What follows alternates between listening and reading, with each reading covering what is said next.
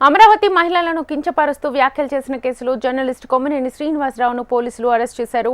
కొమ్మినేని చేసిన వ్యాఖ్యలపై గుంటూరు జిల్లా తూళ్లూరు పోలీస్ స్టేషన్లో కేసు నమోదైంది. దీంతో హైదరాబాద్ జర్నలిస్ట్ కాలనీలోనే ఆయన నివాసంలో ఏపీ పోలీసులు అదుపులోకి తీసుకున్నారు. కొమ్మినేనిని విజయవాడ తరలించారు.